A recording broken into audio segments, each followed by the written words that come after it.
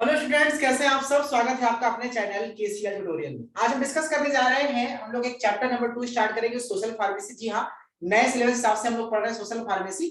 उसमें chapter number 1, उसमें lecture number 1 में 3 लेक्चर थे। आज हम चैप्टर नंबर 2 शुरू करेंगे। इसमें करीब 3 लेक्चर लेंगे हम इस पूरे चैप्टर खत्म करने में। और इस पूरे चैप्टर का नाम है प्रिवेंटिव हेल्थ केयर। और हम आज जो टॉपिक पढ़ने जा रहे हैं, पहला टॉपिक आपके सामने स्क्रीन में, this is the demography and family planning. क्या होता है डेमोग्राफी, क्या होता है फैमिली प्लानिंग, कैसे ये काम करता है, किस बारे में कैसे क्वेश्चन आएंगे, कैसे आपको लिखना है। अगर आप हिंदी इंग्लिश में पढ़ाई कर रहे हो, उससे बेसिकली बेहतर होगा अगर आप उसको इंग्लिश में पढ़ते हैं लिखते हैं, आपको आगे सेकंड ईयर बहुत हेल्प मिलेगी। तो चलिए शुरू करते हैं। प्रिवेंटिव हेल्थ केयर ये क्या है, आप सिलेबस देख लीजिए पहले दोस्तों। आपके सामने सिलेबस आएगा। ये चैप्टर 2 बहुत बड़ा चैप्टर है। इसमें हम इस चैप्टर को 3 लेक्चर में पार्ट में डिवाइड करेंगे और 3 अलग अलग लेक्चर में हम इसको खत्म करने की पूरी कोशिश करेंगे। ठीक है तो दोस्तों, ये आपके सामने सिलेबस है आपके स्क्रीन पे, आप इसको देख लीजिए। चलिए हम चैप्टर नंबर 1 स्टार्ट में लेक्चर नंबर चैप्टर 2 शुरू करते हैं कि डेमोग्राफी और फैमिली प्लानिंग क्या होती है, उसका फार्मासिस्ट का रोल क्या है, हम इस पे डिस्कस करेंगे। तो देखो दोस्तों, डेमोग्राफी शब्द को समझने से पहले आप समझिए कि डेमोग्राफी क्या है। देखिए, एक साइंटिफिक स्टडी है, जैसे आपने सुना होगा ना, जनसंख्या का गिनना करना, जनगणना करना पूरे भारत। देखिए, आपको पता हो पूरे विश्व में जो हमारी पूरी पृथ्वी है, एक ग्रह की बात करें जो पृथ्वी है, उसमें करीब 75% पानी है, समुद्र है। और जो थोड़े बहुत लैंड है, करीब 25% जो लैंड है, उस लैंड भी 7 महाद्वीपों में बांटे गए।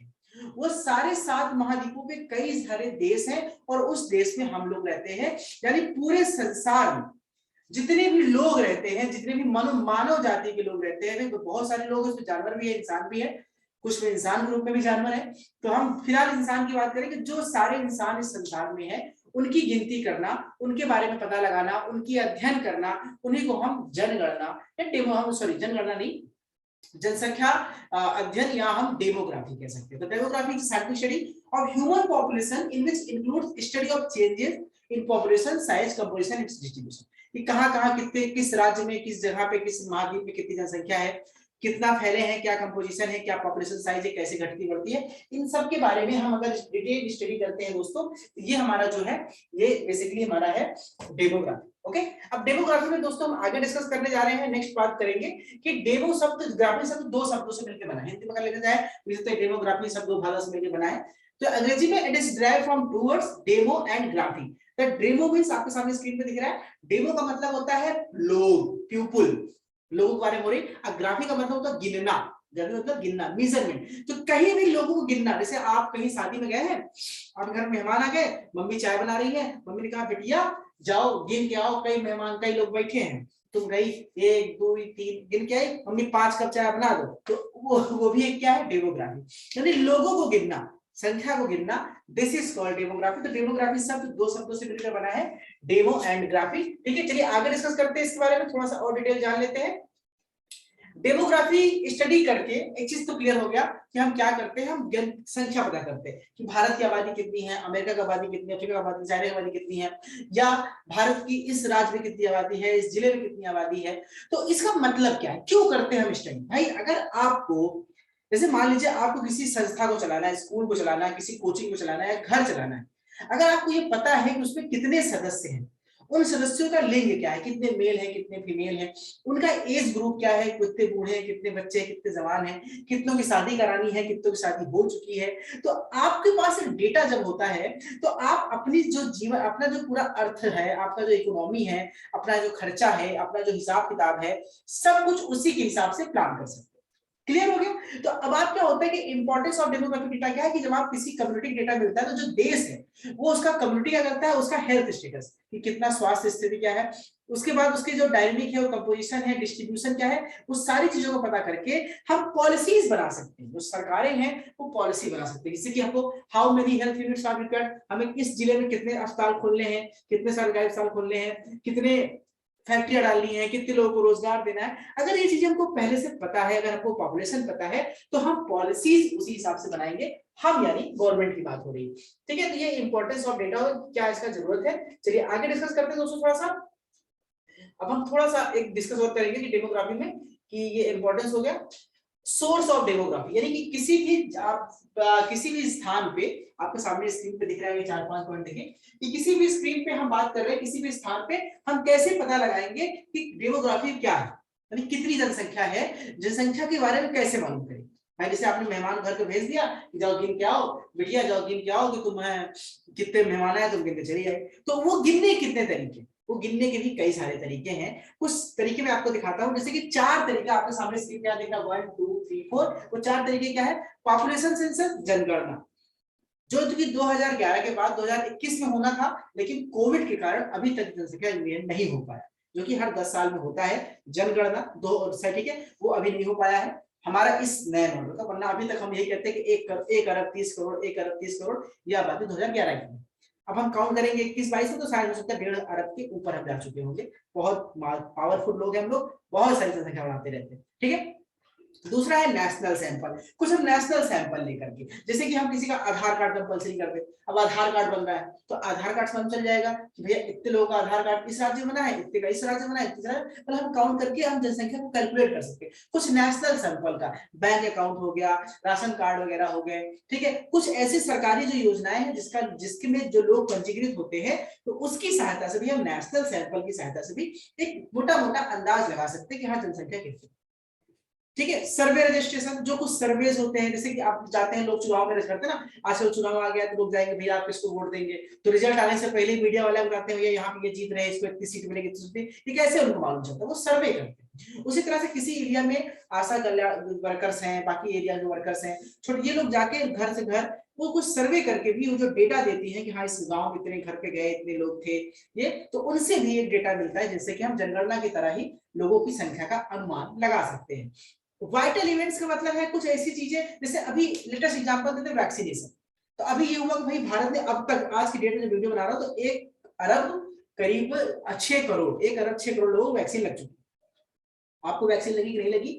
आप बताइए कमेंट सेक्शन में कि आपको वैक्सीन कब लगी, आपको दोनों डोज लगी कि नहीं लगी, और कौन सी वैक्सीन लगी, क्या आप बताइए कमेंट सेक्शन में, मैं आपके कमेंट्स का वेट करता हूँ, ठीक है। तो वाइटल इवेंट से वैक्सीनेशन हुआ, तो उससे ऐसी योजनाओं से भी हमको जनसंख्या का अंदाज मिल जाता है कि इस एरिया में इतने लोगों ने कराया, इसमें इतने लोग कराया, यानी इस एरिया में इतनी पॉपुलेशन, इस एरिया में इतनी पॉपुलेशन है। ये सारा डेटा, ये सारा एनालिसिस भी हम निकाल सकते हैं। ये हमारा हो गया सोर्स ऑफ डेमोग्राफी। 4 तरीके हैं दोस्तों, हम लोगों ने यहाँ पे सोर्स ऑफ डेमोग्राफी देख लिया। अब हम डिस्कस करते हैं, एक आगे टॉपिक की तरफ बढ़ते हैं। आगे अगला टॉपिक है इसी में सोशल डेमोग्राफी के बाद कि अब डेमोग्राफिक साइकिल क्या है। देखिए ध्यान से देखिएगा, किसी भी समाज में, जैसे मैं आपसे कहूं, छोटे से एग्जांपल लेकर मैं कहूं कि जो चाइना है वो बूढ़ा हो चुका है, ब्रिटेन बूढ़ा हो चुका है। अगर मैं कहूं चाइना ब्रिटेन बूढ़ा हो, इसका मतलब क्या है? क्योंकि जो चाइना की एवरेज आबादी है प्रेजेंट टाइम में वो 50+ है, और ब्रिटेन में जो लोगों की एवरेज आबादी है वो 65+ है। इसका मतलब क्या हुआ? यानी जितने जनसंख्या वहां पे है, लड़के बच्चे बूढ़े सब मिला के, उन सब के एज को काउंट करके उनकी जनसंख्या से डिवाइड करो तो जो एज ग्रुप निकल के आता है वो उसका उसका एज ग्रुप है। भारत का जो एज ग्रुप है वो करीब 30 से 35 साल का, यानी सबसे यंग स्टेज में भारत है। यानी अगले 15-20 साल 30 साल तक भारत पास अच्छी अपॉर्चुनिटी है, युवा ज्यादा है, हम ज्यादा डेवलप कर सकते हैं। ये क्या है? अब आपके मन में आता होगा यार हर राज्य में देश में ऐसे होता है, लोग बच्चे पैदा होते हैं, वो बड़े होते हैं, वो जवान होते हैं, फिर बूढ़े होते हैं, मर जाते हैं, ये साइकिल चलती रहती है, तो कैसे कहीं ज्यादा और कैसे कहीं कम हो जाते हैं। जी हाँ, ये है, ये फैक्ट है कि डेमोग्राफी साइकिल यही है कि कब शुरू हुआ, धीरे धीरे बढ़ रहा है, बढ़ रहा है, बढ़ रहा है, कांस्टेंट हुआ, फिर धीरे धीरे घट रहा है। ये जो साइकिल बनती है ना, घटते हैं बढ़ती हुई, इसी को हम डेमोग्राफिक साइकिल कहते हैं। तो डेमोग्राफिक साइकिल क्या है? अगर इसको हिंदी में कहे कि किसी भी विशेष स्थान पे किसी विशेष समय के दौरान जो जनसंख्या का प्रतिफल है, जो जनसंख्या के जो अनुमान है, जो घटते और बढ़ते क्रम में जिसको हम नोट करते हैं, उसी को हम डेमोग्राफिक साइकिल। अब डेमोग्राफिक साइकिल में कुल कितने स्टेज होते हैं? पहले हम साइकिल देख लेते हैं, फिर इनके स्टेज के बारे में डिस्कस करते हैं। देखिए दोस्तों, आपके सामने ये साइकिल दिख रही है, इस साइकिल को बहुत ध्यान से पढ़िएगा। इस साइकिल में क्या है? डेमोग्राफिक साइकिल में देखिए एक अर्ली एक्सपेंडिंग फेज होता है, फिर लेट एक्सपेंडिंग फेज है, लो स्टेज आपके स्टेशनरी फेज है, डिक्लाइन फेज है, और हाई स्टेशनरी फेज है। मैं स्टार्ट करता हूं अर्ली एक्सपेंडिंग से। यानी किसी राज्य की आबादी से, भारत जब आजाद हुआ तो उसकी आबादी करीब 30 करोड़, आज 130 करोड़ है, 100 करोड़ बढ़े भैया, हल्के बना लेना हमको, बहुत ताकतवर है भारतीय हम लोग। सीरीज बात करते हैं। अर्ली स्टैंडिंग मतलब होता है अर्ली वाले फेज में जो एक्सपेंडिंग फेज होता है दोस्तों, वहां पे क्या होता है कि धीरे धीरे बच्चों का जन्म जो है वो ज्यादा होने लगता है, जन्म दर बढ़ता है, मृत्यु दर भी लगभग बराबर रहती है, लेकिन जन्म दर बढ़ने लगता है। लेट एक्सपेंडिंग में अब जो हमारा जो जन्म मृत्यु दर है, बूढ़े मरेंगे कब, बच्चे पैदा होंगे ज्यादा। फिर आता है लो स्टेशनरी फेज, यानी इसमें लगभग बराबर रहता है जन्म दर मृत्यु दर। फिर डिक्लाइनिंग फेज, यहाँ पे मतलब संख्या, बूढ़े ज्यादा मरेंगे, बच्चे कम पैदा होंगे, आबादी घटने लगेगी। और हाई स्टेशनरी फेज में बच्चे ज्यादा जवान हो रहे हैं, बूढ़े कम मर रहे हैं। ये कुल मिला के ये 5-6 फेजेस है। इन 5-6 फेजेस को चलिए हम बारी बारी से एक बार डिस्कस कर लेते हैं, ठीक है। पहला फेज है हाई स्टेशनरी फेज, इसको फर्स्ट स्टेज कहते हैं। इस स्टेज में हमारा हाई बर्थ रेट होता है और हाई डेथ रेट होता है, यानी लगभग स्टेशनरी है, जितने बच्चे पैदा हो रहे हैं उतने ही मर रहे हैं। लेकिन जनसंख्या एक नियंत्रण कंट्रोल में है, ना बहुत घट रही है ना बढ़ रही है, इसे हाई स्टेशनरी फेज कहते हैं। This is the phase first, और ये हमारे भारत में करीब 1920 का समय था। 1920 के आसपास जनसंख्या करीब 25-30 करोड़ के आसपास थी। जितना घटती थी उतना बढ़ती थी, लगभग कांस्टेंट बढ़ी हुई थी। दूसरा है अर्ली एक्सपेंडिंग फेज, इसको सेकंड फेज कहते हैं। अब यहाँ धीरे धीरे बूढ़े कम मरना शुरू होंगे, डेथ रेट घटेगा और बच्चों का जन्म ज्यादा बढ़ेगा। यानी शादी ब्याह आपको हुआ है, अभी देखो लगन चल रहा है, अगले रिपोर्ट है कि 25 दिन में करीब 25 लाख शादियां भारत में है प्रेजेंट टाइम में, यानी इधर 15 नवंबर से लेकर 15 दिसंबर के बीच, तो एक साल बाद करीब मान लीजिए 20 लाख बच्चे होने हैं, ठीक है। तो अर्ली स्पेंडिंग पे जो बच्चे ज्यादा होते हैं, बूढ़े कम मरते हैं, तो धीरे धीरे जनसंख्या बढ़ना शुरू होती है। ये दूसरा फेज होता है। तो आपको एज इट इज लिखना है, इसमें आप नोट्स आपके सामने दे रहा हूँ, ऐसे ही आपको यहाँ पे लिखना है और आपको एक्सप्लेन करना है। तीसरा है थर्ड स्टेज, इसको बोलते हैं लेट एक्सपेंडिंग स्टेज। इसमें क्या होता है, बर्थ रेट कम होने लगता है, डेथ रेट बढ़ने लगता है, जो आजकल ब्रिटेन में हो रहा है, चाइना में हो रहा है। जनसंख्या वहां घटेगी, क्यों, क्योंकि वो तीसरे स्टेज में आ चुके हैं। थर्ड स्टेज में यानी बच्चे कम पैदा हुए, जैसे जागरूकता आ गई, हम 2 पैदा करेंगे, कोई कहता है हम 1 ही पैदा करेंगे, कोई कहता है हम पैदा ही नहीं करेंगे, तो क्योंकि बहुत महंगाई बढ़ रही है, खर्चे बढ़ रहे हैं, तो इस केस में धीरे धीरे घटने लगेगा। लो स्टेशनरी फेज की बात करें, कौन फोन कर रहा है, बात करेंगे। लो स्टेशनरी फेज की बात करें तो ये फोर्थ स्टेज है, characterized by low birth rate, इसमें बर्थ रेट कम हो जाता है और डेथ लिविंग रेट होता है, एक कांस्टेंट बनेगा। फिर डिक्लाइनिंग फेज पांचवा फेज आता है, जिसमें तेजी से लोग मरने लगते हैं, बच्चे कम पैदा होते हैं और जनसंख्या बहुत तेजी से घटने लगती है।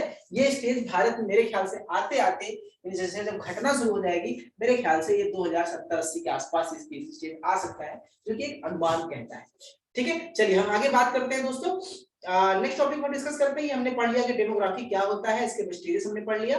अब हम थोड़ी सी बात करते हैं फैमिली प्लानिंग की, ठीक है। उससे पहले हम पढ़ लेते हैं कि हमारा डेटा कलेक्शन क्या है, यानी जो हमारा डेमोग्राफी, किसी भी राज्य में हम जो जनसंख्या की काउंटिंग करते हैं, उसका जो डेमोग्राफिक डेटा है उसका कलेक्शन कहाँ से होता है, ठीक है दोस्तों। तो इसको चलिए डिस्कस कर लेते हैं हम लोग। Method of data collection, data collection का मतलब क्या है कि किसी भी राज्य में जो संख्या घट रही है, बढ़ रही है, उसका डेटा हम कैसे कलेक्ट करते हैं, कैसे किसी जहां पे हम जनसंख्या को काउंट करते हैं। तो 2 प्रकार होता है, प्राइमरी डेटा एंट्री। प्राइमरी मतलब जो डायरेक्ट हम जाके किसी से डेटा लेते हैं, जैसे हम आपसे पूछे भैया आपके यहाँ मेहमान आए, हमने डायरेक्ट जाके पूछा भैया चाय पियोगे, कितने कप बना दे, तो कोई बोलेगा बिना चीनी वाली, कोई बोलेगा कम चीनी वाली, कोई कहेगा भैया हमारे लिए कॉफी बना दो। तो काउंटिंग डायरेक्ट आपने पूछा, आपने किसी को भेजा, उससे पूछवाया, उसने आपको बताया, ये सेकेंडरी हो गया, ठीक है। फिर डायरेक्ट हम ऑब्जर्वेशन करते हैं, उसमें कई तरीके हैं ऑब्जर्वेशन, डायरेक्ट आप जाके घर घर जाके सर्वे कीजिए, बात कीजिए, काउंटिंग करिए। इंटरव्यूज, आप किसी घर के एक मेंबर को पकड़िए या मोहल्ले के एक मेंबर को पकड़िए और पूरे मोहल्ले का हाल ले लीजिए, भैया गुड्डू का बेटवा है, पप्पू का बिटिया है, अच्छा रन्नू देवी की बिटिया है, उनकी बिटिया शादी कहाँ भाई है, ये सब चीजें पूछ सकती हैं। ये मेरे गांव की लैंग्वेज थी, इसलिए मैंने इस तरह से बोला, कहाँ हुआ ये आप नहीं समझेंगे, आई थिंक सो। ये इनोसेंट बॉय है, किसी का फोन बार बार आ रहा है, मैं बाद में इनसे बात करूंगा, ठीक है। चलिए आगे डिस्कस करते हैं हम लोग। क्वेश्चनर मतलब क्वेश्चन आंसर, किसी से आप सवाल जवाब करके, उनसे बातचीत करके आप कर सकते हैं, या कुछ डायरीज मेंटेन करके वहां पे गाँव की सर्वे करके आप यहाँ से प्राइमरी डेटा दोस्तों यहाँ से कलेक्ट कर सकते हैं। फिर हम बात करते हैं सेकेंडरी डेटा का, जो सरकारी डेटा होता है, जो सेंसस आ गया, जनगणना सबसे इंपॉर्टेंट है। नेशनल सर्वे, जो राष्ट्रीय सर्वे कुछ होते हैं देश की। रजिस्ट्रेशन, वाइटल इवेंट, वैक्सीनेशन वगैरह। डेमोग्राफिक स्टडी जो होती है किसी भी एजेंसीज की, जो सरकारी और गैर सरकारी एजेंसियां होती है जो जनसंख्या में स्टडी करते हैं, उनकी डेटा आप ले सकते हैं। और जो रिकॉर्ड है सरकारी फाइलों में, जो रिकॉर्ड है, उन रिकॉर्ड के हिसाब से भी हम ये सारे डेटा यहाँ से अपडेट कर सकते हैं, ठीक है दोस्तों। तो ये था। अब हम बात करें सेंसस 2011 में, जो भारत में लास्ट सेंसस हुआ था। देखिए भारत में 1872 ईस्वी से जनगणना शुरू की गई, अंग्रेजों के समय से, और करीब 2011 में आखिरी सेंसस हुआ था, जो कि आजादी के बाद का 7वां सेंसस था। 2021 में सेंसस होना था, ड्यू था, अभी तक नहीं हो पाया है कोरोना की वजह से। मे बी अब वो स्टार्ट किया जाएगा बहुत जल्दी, स्टेबल गवर्नमेंट है ही है। चलिए, तो कुछ डेटा आपके सामने स्क्रीन दिख रहा है आपको, या कॉपी में लिखना नहीं, याद कर सकते हैं थोड़ा सा कि कितने 11 और 1 2001 में जो सेंसस था और 11 में जो था उसमें क्या कंपैरिजन है, कितने कुछ जनसंख्या क्या घटे थे क्या बढ़े थे, 10 साल में क्या चेंज आया था, आपके सामने डेटा दिख रहा है। तो आप इसको अपनी कॉपी में लिख सकते हैं चाहे तो, इसके अलावा आपकी जानकारी के लिए एग्जाम में आपसे पूछने वाला है, ये आपको लिखना नहीं। ठीक है, अब हम आते हैं एक नए टॉपिक की तरफ दोस्तों। हमारा नया टॉपिक है जिसको बोलते हैं हम लोग क्या, family planning. What is the family plan? देखिए, जनसंख्या बढ़ रहा है, हम जिस स्टेज में है, यानी हम मतलब हमारा भारत जिस स्टेज में है उस स्टेज जनसंख्या बहुत तेजी से बढ़ रही है। जनसंख्या बढ़ने का एक ही कारण है, बच्चे ज्यादा पैदा होना और बूढ़ों का कम मरना। तो बूढ़ों का कम मरना ये हमारे हाथ में है, लेकिन हम कर नहीं सकते कि सब लोग अपने घर के बूढ़ों को मार दो, ये गलत है। तो हम ऐसा आदेश तो नहीं दे सकते। दूसरा तरीका है जनसंख्या कंट्रोल करने का, बच्चे कम पैदा हो। तो बच्चे कम पैदा हो उसके लिए अब बहुत सारी योजनाएं बनती हैं जिसको हम फैमिली प्लानिंग कहते हैं। तो फैमिली प्लानिंग का मतलब क्या है? फैमिली प्लानिंग का मतलब है किसी भी नव दंपत्ति को या दंपत्ति को यह समझाना कि किसी तरह से अपने परिवार की योजना बनाए जिसमें बच्चे कम से कम हो और उनका सही से देखभाल कर सके। बहुत ज्यादा बच्चे होने पर भी आप देखभाल नहीं कर सकते, भले आपकी अर्निंग कितनी भी हो। ज्यादा बच्चे 10 12 13 बच्चे होने पर अर्निंग नहीं हो सकती। मेरे गाँव में एक पर्सन है, उनके यहाँ 17 बच्चे मैंने देखा है, उनके 17 बच्चे, 13 बेटे बेटियां हैं और 4 बेटे हैं। मेरे अब तक की लाइफ में मैंने किसी इंसान को 17 बच्चे मैंने मैक्सिमम देखे। आप बताइए कमेंट सेक्शन में आप किसको ऐसे जानते हैं, नाम मत लिखिएगा, लेकिन आप जाने किसी को जानते हैं जिनके पास 17 से ज्यादा बच्चे हैं, कि ज्यादा बच्चे कितना जानते हैं। ठीक है, मुद्दे पे आते हैं। फैमिली प्लानिंग का मेन ऑब्जेक्टिव्स क्या होता है? फैमिली प्लानिंग का मेन ऑब्जेक्टिव आपके सामने दिख रहा है, कुल 6 ऑब्जेक्टिव है। पहला आपके सामने है टू अवॉइड अनवांटेड बर्थ, आपको जो अनचाहे बच्चे हैं उनको रोकना। अब ये अनचाहे बच्चे का मतलब क्या है? देखिए, कभी कभी माँ बाप प्लान करके बच्चे पैदा करते हैं कि हमको अब एक बच्चा चाहिए, ठीक है, अब हमको 2 साल 3 साल बाद एक दूसरा बच्चा चाहिए, ये प्लान बच्चे हैं। कभी कभी होता है कि भाई इमोशंस में, और कभी वो प्लान पे नहीं कर पाते हैं, शादी हुई और सुनिए माँ की 6-7 महीने बाद खबर आने वाली कि हाँ भैया बच्चा होने वाला है, 1 साल बाद बच्चा, 9 महीने बाद, 10 महीने बाद। या फिर कभी कभी होता है कि वो प्लान नहीं किए थे, आप अक्सर पूछेंगे जो बच्चे, अरे हम सोचे नहीं थे लेकिन अब हो गया, भगवान की देन है, तो क्या करें। लेकिन भगवान की देन तो है, लेकिन उसमें भी आपका योगदान है। पूरी तरह से भगवान की देन को मत करिए, भगवान को मत छोड़िए। यानी अनचाहे बच्चे का मतलब जो आपने प्लान नहीं किया था और आपको बच्चे हो गए, ठीक है, वो जो है भाई बहुत पहले जागरूकता नहीं थी, पहले बस यही समय मनोरंजन का साधन था गांव देश में हर जगह पे। अब चीजें बहुत बदल गई हैं। तो अनवांटेड बर्थ मतलब अनचाहे गर्भ को रोकना। कभी कभी होता है कि आप कॉन्ट्रासेप्टिव यूज नहीं कर पाते, आप प्रिकॉशन यूज नहीं कर पाते और प्रेगनेंसी हो जाती है, तो अब आप उसको अवॉइड करना, आप उसको फिर आपको मजबूरी में बच्चे को जन्म देना पड़ता है। ये अनवांटेड बर्थ, अनचाहा बच्चा। ऐसा नहीं कि बच्चा पैदा होने के बाद आप उसको नहीं चाहेंगे, अरे हमारा बेटा हमारा बिना मन का हो गया, ची ची ची दूर चलो, इससे हमारा कोई रिश्ता नहीं रहेगा। इसे अनवांटेड बर्थ नहीं कहते। आपने बच्चा हो रहा है, वो आप नहीं चाहते थे, आपकी प्लानिंग में नहीं था, वो अनवांटेड है। To bring about wanted birth, उनकी संख्या को बढ़ाना जिसको आप प्लान करके कहते हैं, जिसको आप चाहते हैं, जिसको प्लान करके बच्चे पैदा करते हैं। To regulate the interval between pregnancy, कम से कम 2.5 से 3 साल का गैप 2 बच्चों के बीच में होना चाहिए। अगर आप अपनी वाइफ से प्यार करते हैं, जो भी पुरुष है वो वीडियो देख रहे हैं, मैं उनकी बात कर रहा हूँ, अगर आप सीरियसली अपने वाइफ से प्यार करते हैं तो कम से कम 3 साल का आप प्यार क्यों देंगे? क्योंकि उनकी हेल्थ के लिए बहुत जरूरी है। क्योंकि मृत्यु दर बहुत बढ़ती है माताओं में जिनके बच्चे हर साल पैदा होते हैं, 1.5 साल 1 साल में, तो बहुत देखा गया है। तो उनके बीच में गैप बढ़ाना 2 प्रेगनेंसी के बीच में, ये भी एक हमारा ऑब्जेक्टिव है फैमिली प्लानिंग का। To control the time at which birth occurs in relation of the age of the parents. और एक चीज ध्यान देना, देखिए बहुत चीज समझिए, आज का जो समाज है वहां शादियां लेट शुरू हो गई हैं। पहले 25 साल 26 साल में लड़के लड़कियों की शादी हो जाती थी। अब उससे पहले जाएंगे तो 20-21 साल, उससे पहले जाएंगे तो 15-16 साल में। अब ये एज 30 के आसपास आ गई है, आने वाले 5-10 साल बाद वो 35 के आसपास चली जाएगी, 40 चली जाएगी। और जितना लेट पेरेंट्स माँ बाप बनते हैं, बच्चों में उतनी ज्यादा कॉम्प्लिकेशंस होती है, ये साइंटिफिकली प्रूव्ड है। और कभी कभी क्या होता है कि बच्चे, शादी तो लेट नहीं हुई लेकिन उनके बच्चे बहुत लेट में हो रहे हैं, मतलब कि वो नानी नाना बन गए, दादी बाबा बन गए और उनका अब एक बेटा पैदा हो गया, मतलब लेट। तो इस केस में क्या होता है, जब फीमेल्स 50 के आसपास पहुंच रहे हैं, 45-50, और या उस केस में जब मेल फीमेल जब उनके बच्चे होते हैं तो उनमें बहुत सी दिक्कतें हो सकती हैं। तो ऐसे बर्थ को भी आपको कंट्रोल करना है, माँ बाप के पेरेंट के एज को ध्यान देते हुए, ठीक है।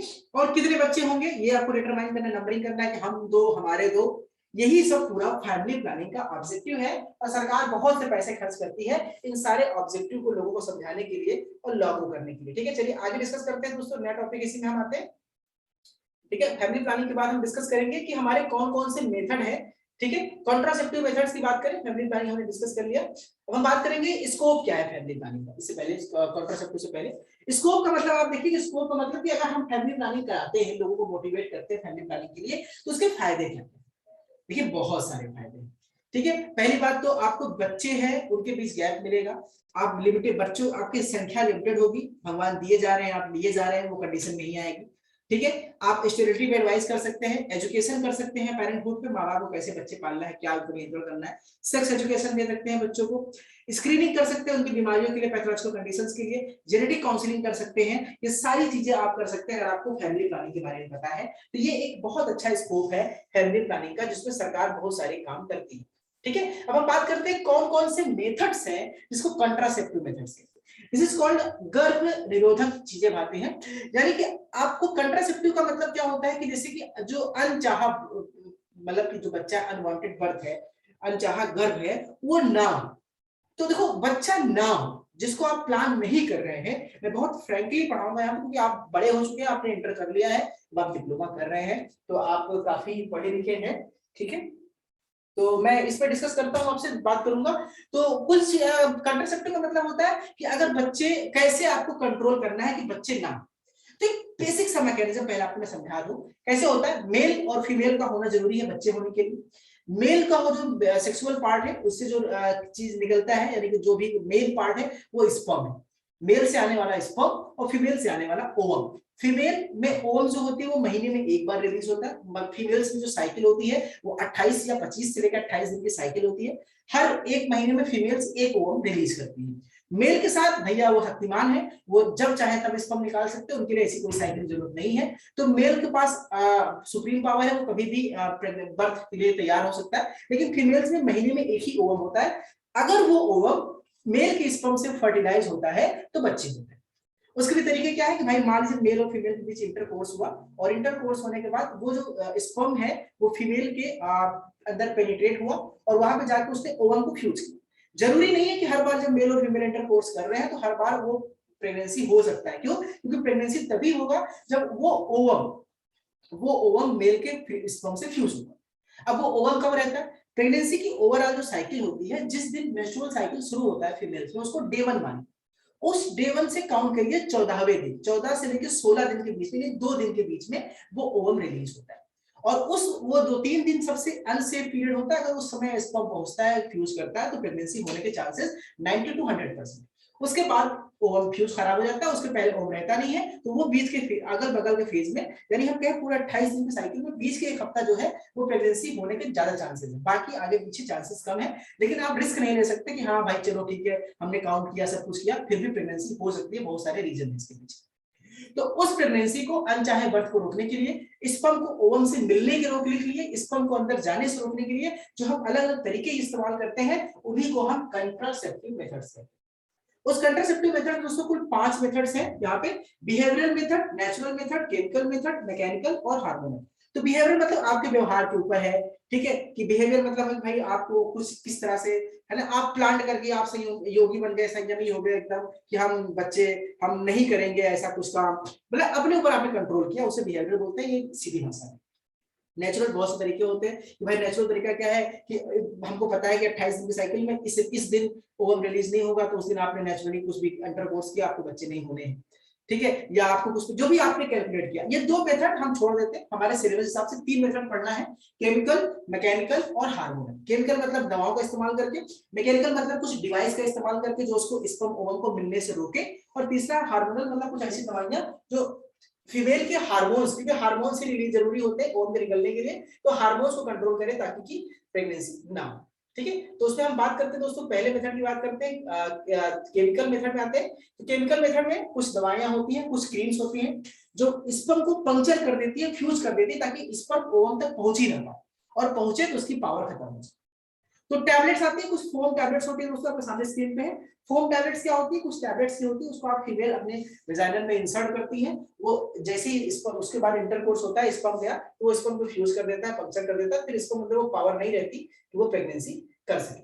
ठीक है, इसी तरह से कुछ जेली या क्रीम या पेस्ट आती है जिसको फीमेल्स यूज करती हैं बिफोर द सेक्स, ताकि वो अपने वेजाइनल में लगा के उसको पावर होती है ताकि स्पर्म को फ्यूज कर सके, स्पर्म के अंदर वो पावर खत्म हो जाए। ठीक है। इसी तरह से कुछ मैकेनिकल मेथड्स में आ जाते हैं। मैकेनिकल में कोई क्रीम या पाउडर या दवा नहीं खानी है, उसमें कुछ डिवाइस हम इस्तेमाल करते हैं। उस डिवाइस का इस्तेमाल करके हम स्पर्म को ओवम से, देखिए आपके सामने स्क्रीन पे दिख रहा है स्पर्म और ओवम, ये स्पर्म ओवम को फ्यूज होने से रोकेगा। जब फ्यूज होने से रोकेगा तो उस केस में आपको जो भी प्रेगनेंसी नहीं होगी। तो उसमें कौन कौन से एग्जांपल है, जैसे एग्जांपल आप देखें तो पहला एग्जांपल कॉन्डोम, इसको हिंदी में यूज कहते हैं। कॉन्डोम में आप जानते हैं कि पॉलीमर के इलास्टिक्स होते हैं जिसको मेल अपनी पेनिस पे बियर करते हैं, पहनते हैं। और इसका फायदा ये होता है कि जब भी वो इंटरकोर्स के दौरान भी ये जो स्पर्म है वो कॉन्डोम के अंदर ही रह जाता है, वो फीमेल के वेजाइना में इंटर नहीं करता। तो इससे स्पर्म जब अंदर नहीं जाएगा तो प्रेगनेंसी होने के कोई चांसेस नहीं है। कुछ इफेक्टिव है, एडवांटेज है, बहुत सबसे आसान है, सबसे सिंपल तरीका है, आसानी से यूज कर सकते हैं, कोई साइड इफेक्ट नहीं है, सेक्सुअल डिजीज के खिलाफ भी इफेक्टिव है और बहुत हल्का है डिस्पोजल। इसमें बहुत ज्यादा टेक्निक इस्तेमाल नहीं है, बहुत इजी मेथड है जिसको बहुत सरकार प्रमोट करती है यूज करने के लिए। ठीक है। डायफ्राम क्या होता है, जैसे मेल कॉन्डोम्स होते हैं जिसको मेल यूज करते हैं, उसी तरह से फीमेल कॉन्डोम्स को डायफ्राम कहते हैं, जिसको हम लोग बेसिकली फीमेल कॉन्डोम कहते हैं। ये निप्पल रबर की तरह होता है, जैसे मेल अपने पेनिस में पहनते हैं वैसे फीमेल इसको अपनी वेजाइना पे इंसर्ट करती है और ये फिर ये होता है। डायफ्राम थोड़ा सा कॉम्प्लिकेटेड है, थोड़ा सा महंगा है और थोड़ा सा टफ है। बेहतर है कि मेल अपना कॉन्डोम्स यूज करें तो ज्यादा बेहतर होगा यहाँ पे दोस्तों।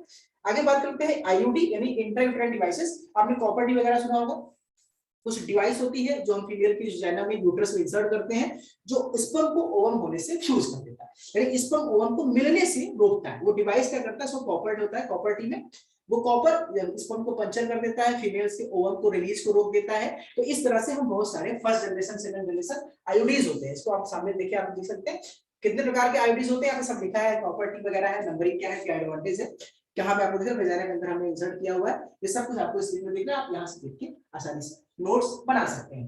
चलिए हम आगे डिस्कस करते हैं दोस्तों, इसके बाद थोड़ा सा और टॉपिक डिस्कस करते हैं। ठीक है, आगे डिस्कस करते हैं कि हार्मोनल कंट्रासेप्टिव्स क्या होते हैं। कुछ ऐसी दवाइयां, देखो आपको पता है कि जो प्रेगनेंसी होती है उसके लिए हार्मोन जिम्मेदार है, फिर फीमेल्स में ओवम का रिलीज होना भी हार्मोन जिम्मेदार है, ओव्यूलेशन यानी जो साइकिल चलती है मेंस्ट्रुअल साइकिल, उसके लिए भी हार्मोन जिम्मेदार है। तो हार्मोन्स का अगर इस्तेमाल करके दवाओं के द्वारा हम उसको रोक सकते हैं। जैसे होती है महिलाएं जो खाती है गर्भनिरोधक गोलियां, सहेली है, मालाडी है, इसको रेगुलर खाने से प्रेगनेंसी को रोका जा सकता है। मंथली पिल्स आते हैं, कुछ इम्प्लांट्स आते हैं, आपके सामने ये सब नोट्स यहाँ पे लिखा हुआ है, आप इसको देख के खा सकते थे। कुछ टर्मिनल मेथड है, कुछ ऑपरेट करके, आपने सुना कि बच्चों पुरुष नसबंदी, महिला नसबंदी, इसको भी टर्मिनल मेथड्स कहते हैं। इसमें पुरुष महिला अपने अंदर ऑपरेट करके कुछ ऐसी टेंडेंसी डेवलप करते हैं कि मेल्स का स्पर्म नहीं निकलेगा और फीमेल्स का ओवम रिलीज नहीं होगा। तो इसको हम लोग वैसेक्टोमी, यूवेक्टोमी, लेप्रोटोमी इस तरह से नाम दे सकते हैं। तो आपके सामने स्क्रीन पे है ये सब। आप यूवेक्टोमी फीमेल्स में जो ट्यूब होता है फैलोपियन ट्यूब, उसको हम लोग ब्लॉक कर देते हैं ताकि ये आपको दिख रहा है फैलोपियन ट्यूब दिख रहा है, बीच में हमने टाई कर दी, गट्ठी मार दी।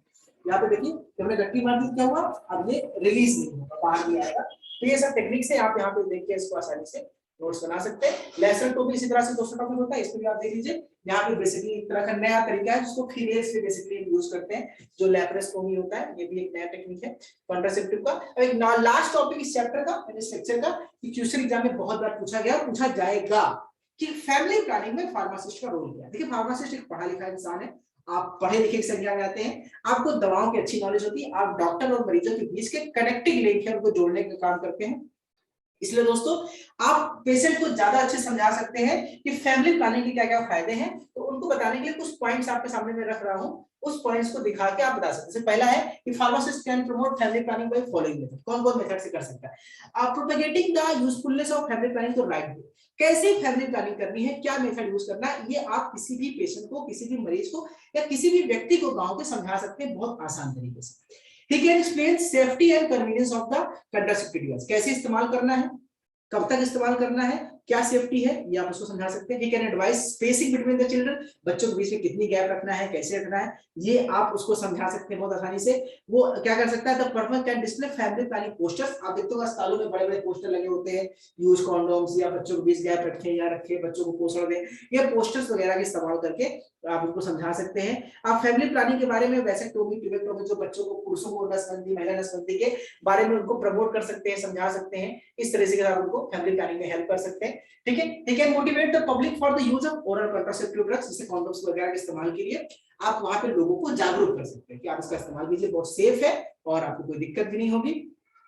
लोगों में, कम्युनिटी में वेरियस बीमारी के बारे में, जनसंख्या वृद्धि के नुकसान के बारे में या सेक्सुअल डिजीज के बारे में आप उसको अवेयर कर सकते हैं, बता सकते हैं। ठीक है, ये फैमिली प्लानिंग के लिए लोगों को मोटिवेट कर सकते हैं कि काम कौन कौन से आप तरीके अपना सकते हैं। फार्मासिस्ट फैमिली प्लानिंग को डिस्ट्रीब्यूशन, पंपलेट बांट करके, पोस्टर बांट करके, इस तरह से उनको आप समझा सकते हैं। ठीक है दोस्तों, तो हम लोगों ने इस चैप्टर नंबर 2 में लेक्चर नंबर 1 खत्म कर लिया है। अगले लेक्चर में हम डिस्कस करेंगे कुछ नए टॉपिक के बारे में। तो आपको लेक्चर कैसा लगा? आपको समझ में आया? मजा आया होगा।